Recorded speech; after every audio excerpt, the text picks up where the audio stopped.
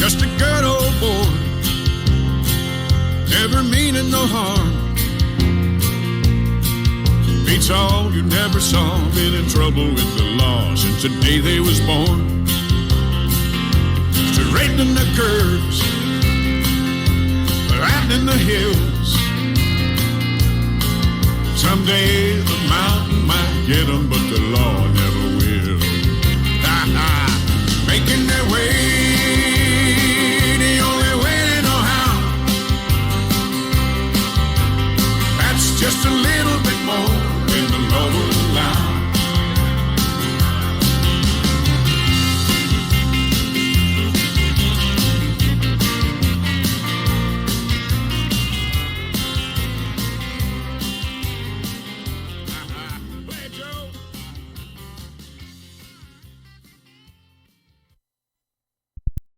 When Gypsy Jem Mace arrived in Australia in March of 1877, I don't think even he in his wildest dreams could have anticipated the impact that he was about to create upon the boxing world.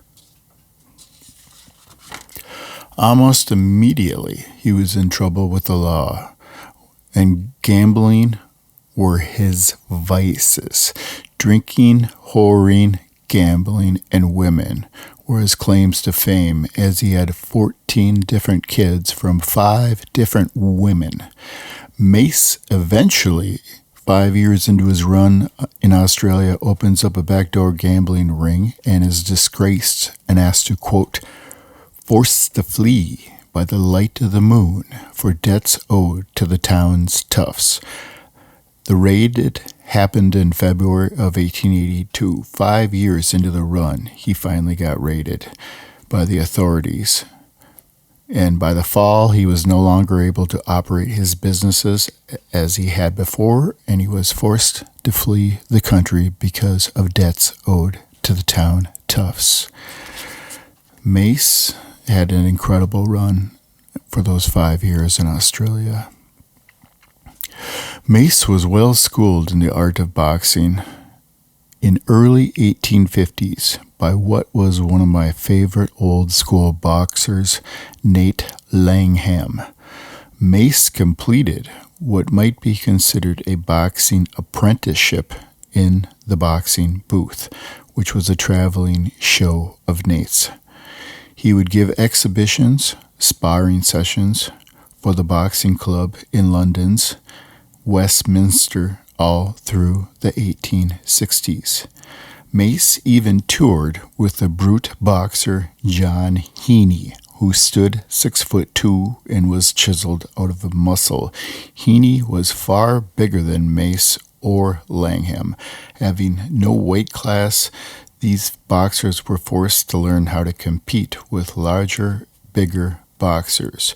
Langham had to teach Mace how to survive against the much bigger men. For more than 10 years, Mace was schooled by one of the all-time greats in Nate Langham, picking up lessons and tricks from every great boxer throughout the mid-1880s. Mace, being so young, carried that knowledge long after Heaney died in 1873 and Langham died in 1871. In the late 1800s, Mace was hearing about a young fighter who was considered the newest phenomenon. So naturally, Mace wanted to set eyes upon him himself, having relocated to America in 1869. He decided to set sail for Australia, and he arrived in the March of 1877. He became an instant friend of Larry Foley, and together the two vagabonds created a dynasty of boxing. Foley was already well established with the network, having ran gangs and transitioning into publication, which is the owning of a pub business. The entire network that supported the pugilism art was known as the Fancy. Rich business owners who wanted entertainment and Mace instantly set up boxing booth touring shows and circus acts and traveling entertainment. It was a member of the fancy, George Hill, who owned a cafe/tavern, and Foley first met the true superstar pupil, November 20th, 1888. A year after Mace arrived, Jackson was in a street fight with 6 other individuals. Foley was about to intervene when Jackson waved him off, saying, "I got this." And Foley watched with amazement as Jackson fought off 6 different pugs at once. In amazement, Foley offered to bring Jackson in and train him, but Peter Jackson, not knowing who he was dealing with, declined the offer. Foley started to transform George Hill's old tavern into what was to become the Mecca of boxing, the White Horse Hotel. But before that happened, they needed capital. And Mace and Foley trained for the biggest money match of his career, March 1879, 2 years exactly after Mace arrives. They went against Abe Hicken. Hicken already owned some boxing establishments and businesses and severely resented Jem Mace for moving in on his turf.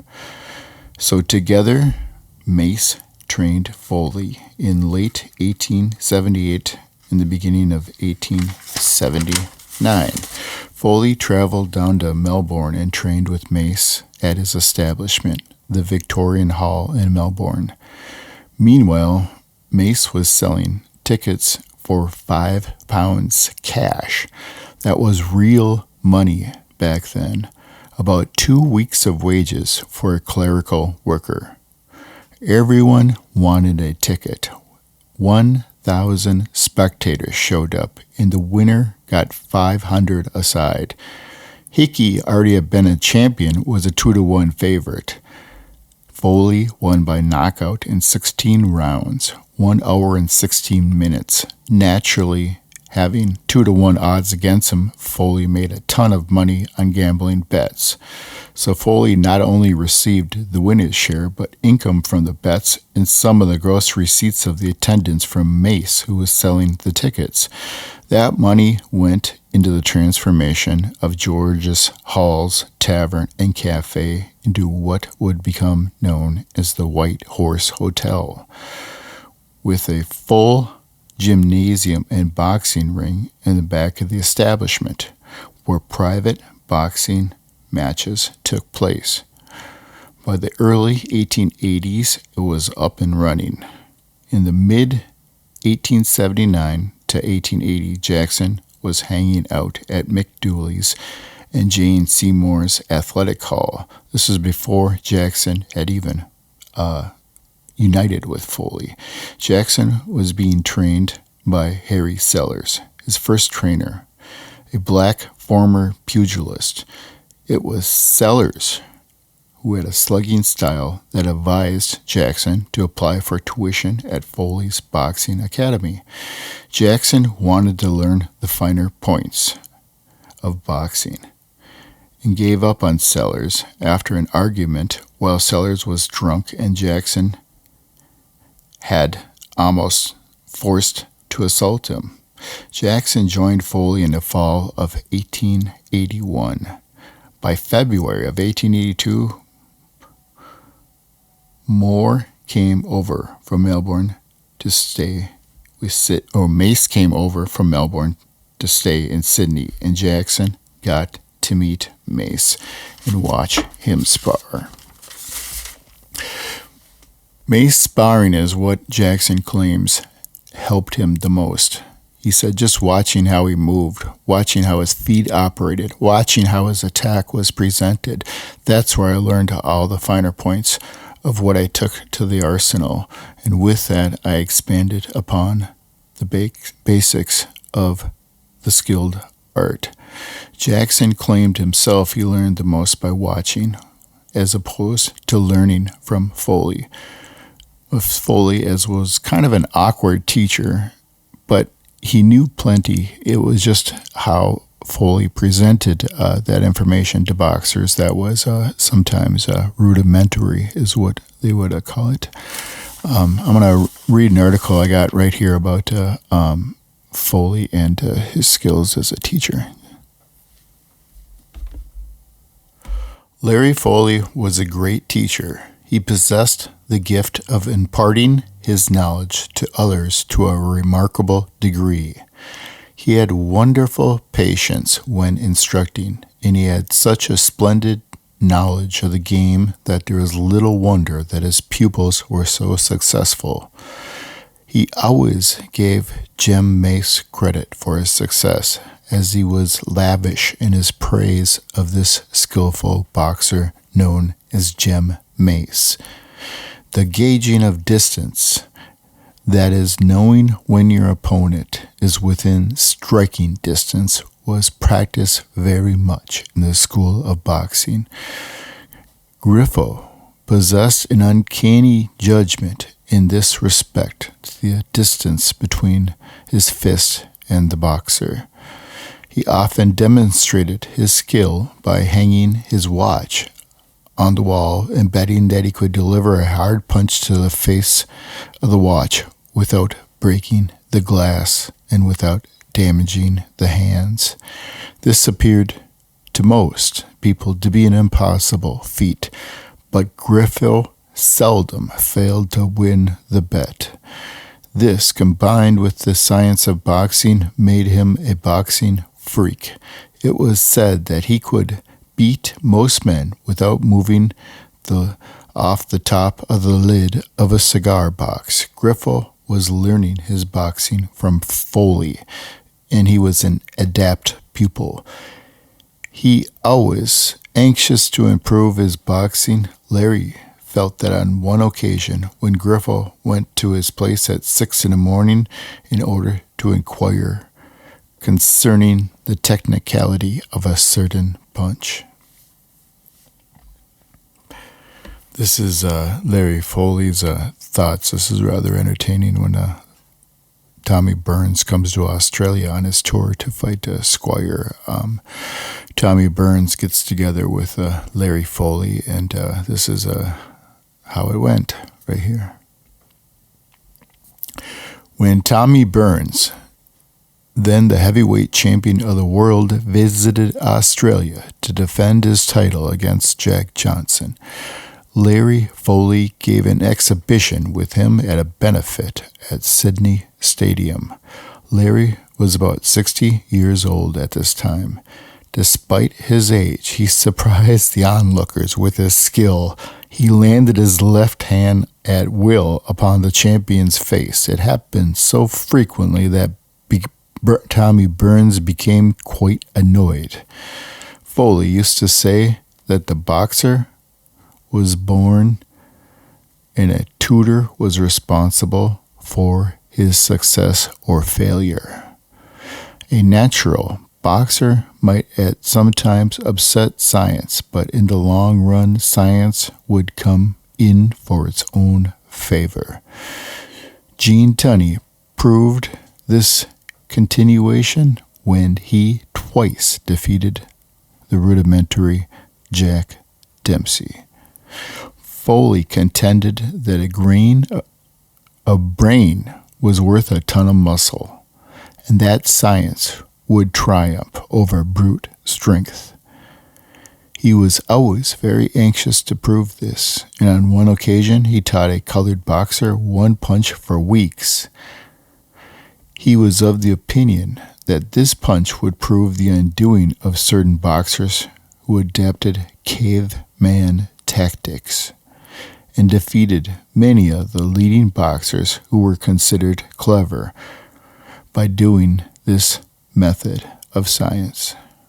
However, Foley had his satisfaction when his charge won easily.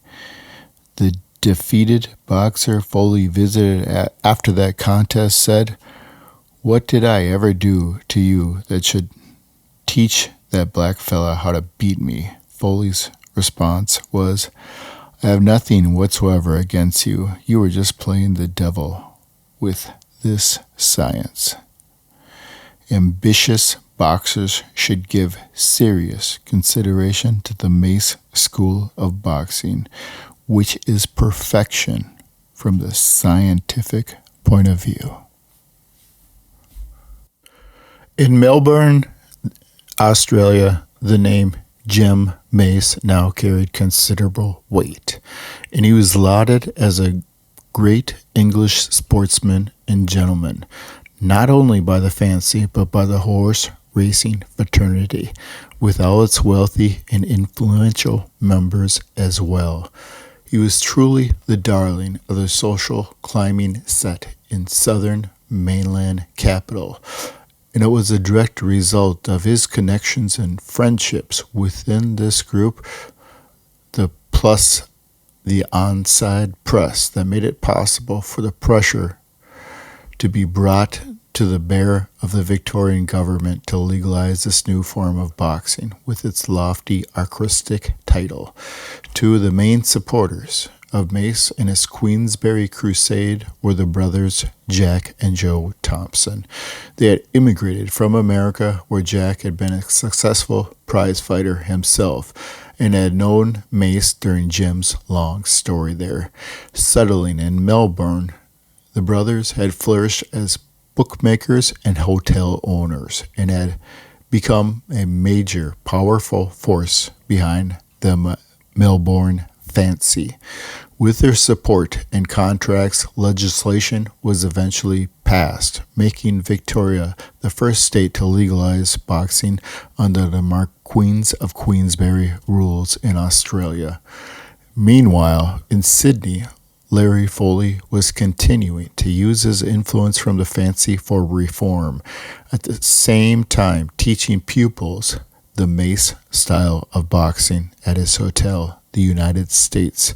The headquarters for the Sydney fancy had long been Jim Punch's Hotel, Punch's Corner, on the corner of Pitt and King Streets, but it was now swinging more and more towards Foley's establishment, the White Horse and the United States Hotel.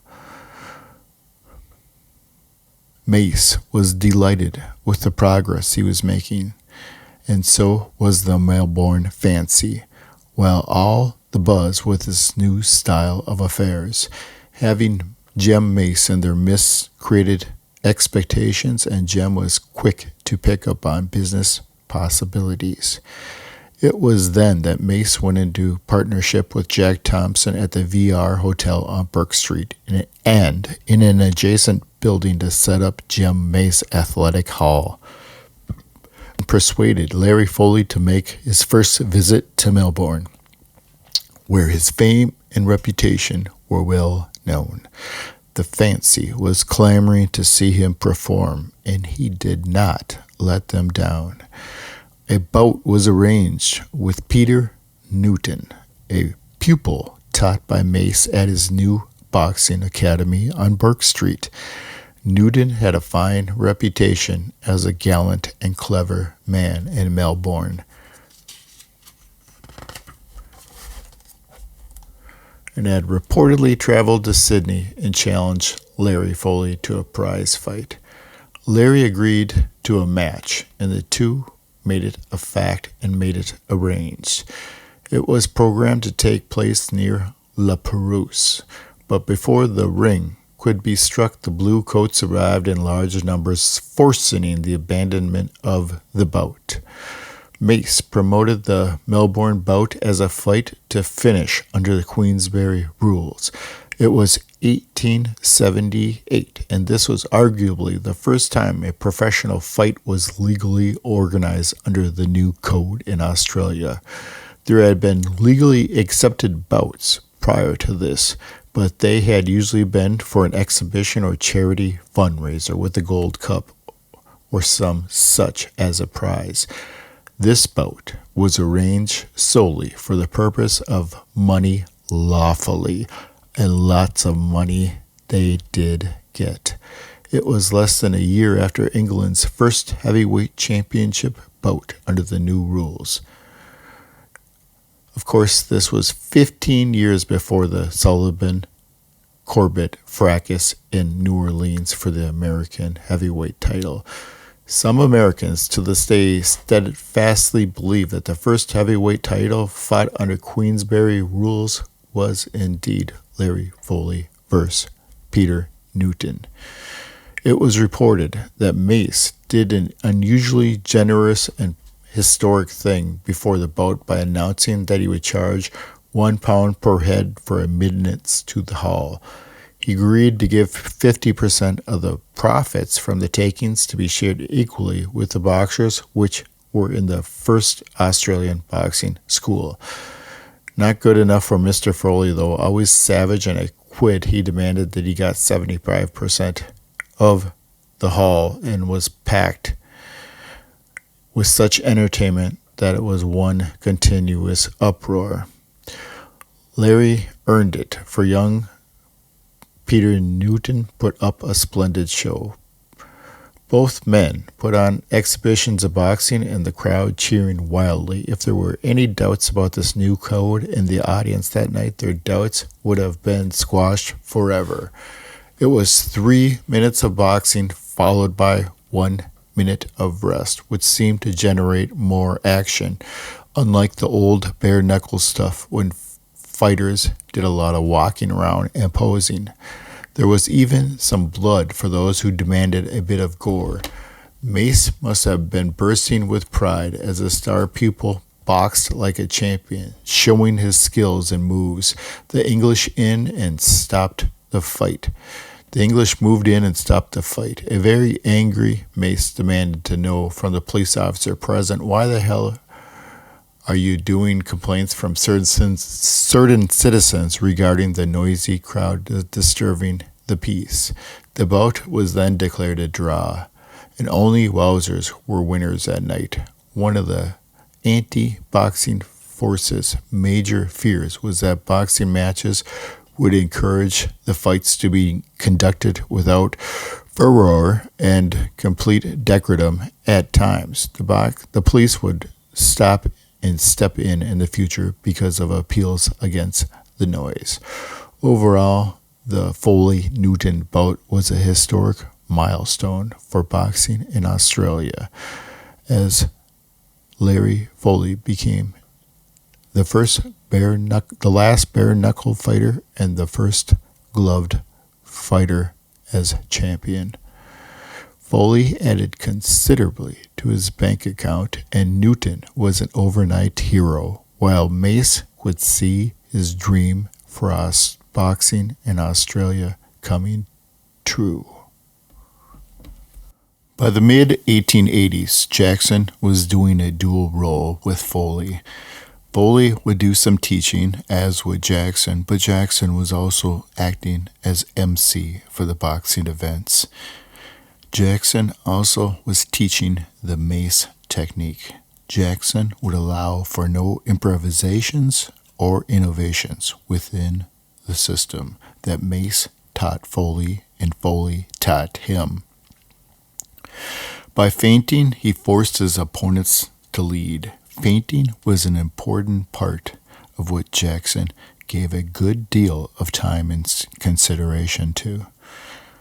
When was all said and done, Foley's school was the connecting link between the old school form of boxing, such as Ned Langham, and the new school of boxing innovation of Jackson in 1885.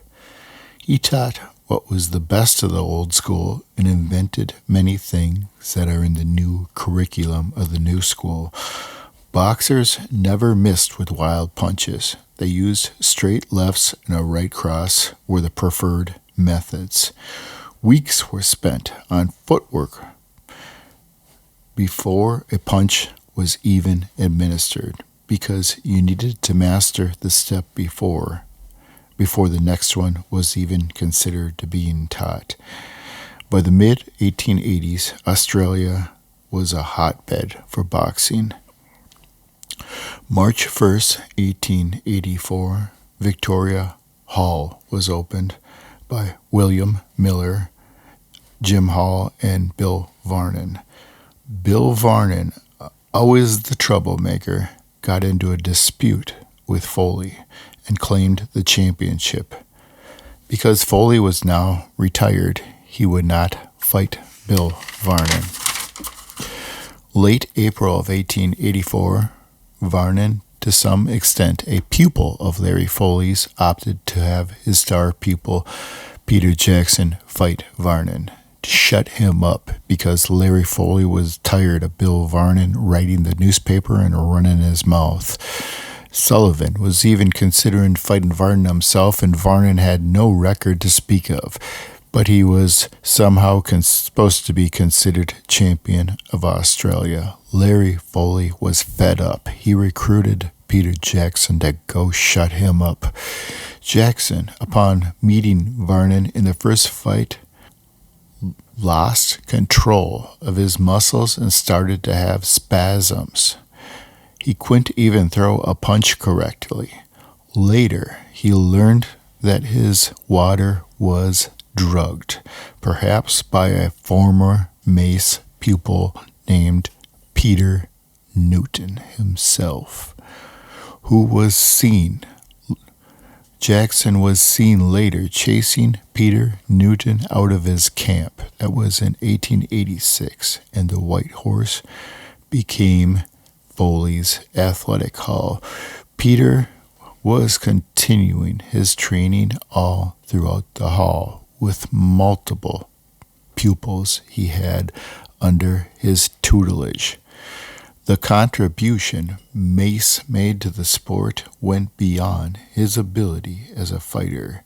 James Corbett once described him as the man who we owe for the changes of the elevation of the sport. It was Mace who taught Foley that even a simple endeavor such as sparring could bring in money easily, and Foley learned this quickly and started charging patrons just to watch fellows spar in the gymnasium. Every boxing enterprise around was amazed that he was making money doing this. But many of the matches that would happen later were private, so in order to get entry, Foley would again get a hefty sum paid to him just to see a private match, as huge amounts of betting were taking place. Boxing booths were up everywhere. It was a path to make more money. And money they made all the way through Jem's circuses to Larry Foley's boxing booths. The contributions Mace made to the sport went beyond the ability as a fighter. He was always questioning rules and procedures and thinking of ways to improve the sport. Mace was generous in passing on his ideas, unlike other Englishmen of the time. He helped set new standards and create new rules which benefited the participants and increase the sport's popularity. He was the first man to properly introduce science into all aspects of the sport. First, in his mastering of defensive techniques, he developed the left jab, originally pioneered by Nate Langham, and introduced his own innovation of feinting and basically using a surprise punch. Mace made great use of footwork, which was anathema to the contemporaries who were mostly sluggers. Using lightning, sledgehammer 1-2s, all of the which way wowed the crowds. He was believed to have been the first boxer to use skipping rope as a training aid to help for agility.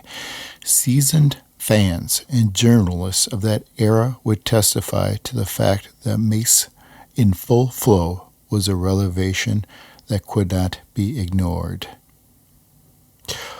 the likes of which had never will be seen again. And on at least one occasion, a section of the crowd, in their ignorance, would brand him a coward for not allowing himself to be hit, such as the hitherto of unseen defensive prowess. But even in these early days, and more practically later on, when Mace came to set up schools of boxing in England and the U.S. and Australia and New Zealand, he always tried to pass on all that he had innovated in order to polish the sporting spectacle.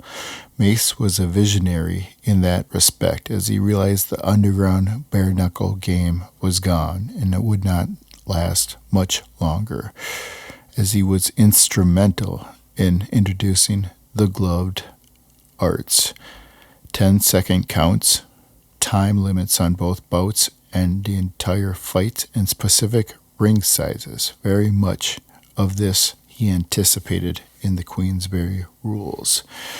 Eventually, as I stated, Mace was out of Australia due to getting busted in a gambling ring, and he owed his debts. Mace was considerably flush with cash at various times from the various circuses that were involved with at the time, and he was a target for every low-life and down-and-out snitch, and soon Mace and his debts were piling up into losses of a gambling table of Melbourne. That so much that he became so woeful in debt that he had to fly by the light of the moon in order to escape his creditors, and he went to New Zealand. He left that country in 1882 with his moral pupil Herbert Slade. In August 1883, Herbert Slade fought John L. Sullivan at Madison Square Gardens. Foley, Mace, and everyone had rose to the top. Slade was no match for John L. Sullivan that day, as he was very much a failed pupil of Jem Mace. The last notable pupil that I know of Jem Mace was Colin Bell. Mace was involved with him, and he gave up on Colin Bell because of his lack of aggression, as he was just a bit too reserved for Mace's Larry Foley's taste. So that was the last fighter that I remember Larry Foley training. But they were responsible for a vast array of champions at every single weight division. They had won a championship, all throughout boxing world when the Australians invaded in. And one of the very next videos I'm going to do here is going through the Australian fighters, so you can kind of just get some background and learn how they all started. And one of the first ones we'll do in the video would be Bill Varnon, who I mentioned earlier, fought Peter Jackson. So we're just going to give a little 5-minute preview of a fighter, then move on to the next one that's right in the time frame of the same era of the Australian invasion there. The invasion before Bill Lang and such, the original Australians. So that will be coming up. Thanks for listening. This is the Historical Boxing Society podcast. Salutations.